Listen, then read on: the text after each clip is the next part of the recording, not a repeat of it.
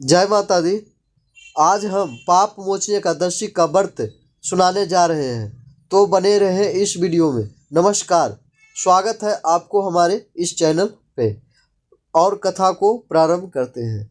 धर्मराज युधिष्ठिर बोले कि हे जनार्दन, चैत्र मास की कृष्ण पक्ष की एकादशी का क्या नाम है तथा इनकी विधि क्या है, कृपया करके आप मुझे बताइए।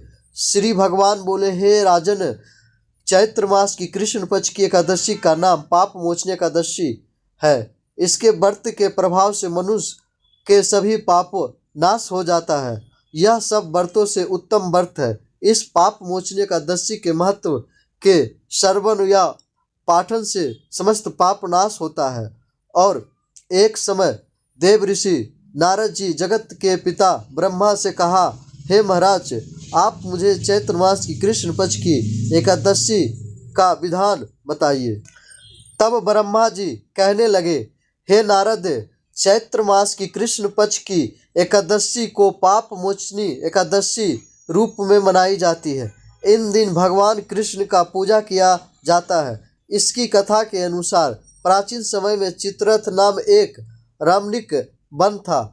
उन वन में देवराज इंद्र गंधर्व कन्याओं तथा देवताओं सहित विहार कर रहे थे। एक बार मेधवी नामक ऋषि भी वहां पर तपस्या कर रहे थे। वे ऋषि शिव का बहुत बड़ा उपासक थे।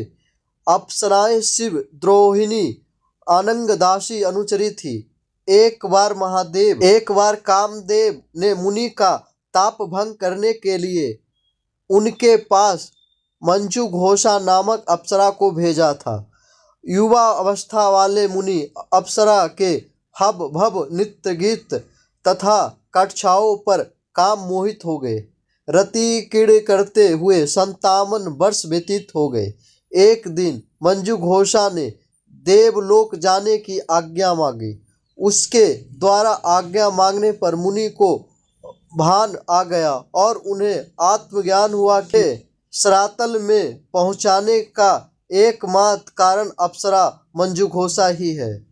क्रोधित होकर उन्होंने मंजू घोषा को पिशाचनी होने का श्राप दे दिया, मतलब राक्षसनी होने का श्राप दे दिया। श्राप सुनकर मंजू घोषा कांपते हुए ऋषि से मुक्ति का उपाय पूछा।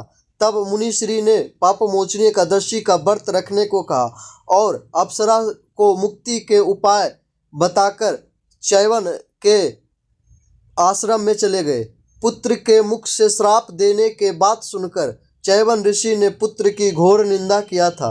उन्हें पाप मोचनी चैत्र कृष्ण एकादशी का व्रत करने की आज्ञा दी। व्रत के प्रभाव से मंजू घोषा अप्सरा पिशाचिनी देह से मुक्त होकर देवलोक चली गई।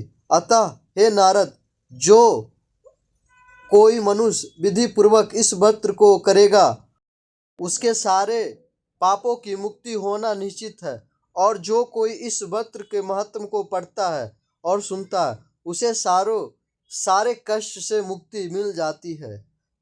अगर आपको हमारी वीडियो अच्छा लगा तो हमारे चैनल को लाइक और सब्सक्राइब जरूर करें। फिर मिलेंगे नेक्स्ट वीडियो में, तब तक के लिए जय माता दी।